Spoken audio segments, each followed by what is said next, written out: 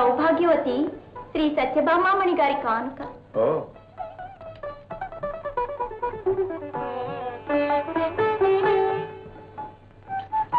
సామంత శ్రీమంతులు ఎక్కడ? సత్రజిత్తు మహారాజు.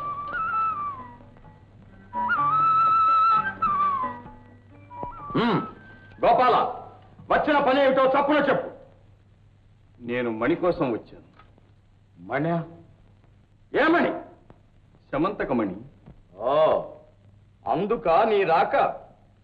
నేను సూర్యదేవుని ఆరాధించి సాధించిన అపురూపమణి. దాని మహిమ నీకు తెలుసునా? ప్రతిదినం 1000 బారువుల బంగారాన్ని ప్రసాదిస్తుంది. ఓహో, అంత బంగారాన్ని మీరేం చేసుకోగలరు? ఏమైనా చేసుకోగలను. నా ఇంటి తలుపులు, కిటికీలు, గోడలు, కప్పు సమస్తం బంగారం మయం చేసుకుంటాను. ఆ తరువాత పొట్లల్లో నింపుకుంటాను, పాత్రలు వేయిస్తాను. ఆవేశపడకండి, మీరు పెద్దలు, శాంతంగా ఆలోచించండి. గోపాల, మరి ఆ మణి నీవు దేనికి అడుగుతున్నావు? దేనిక?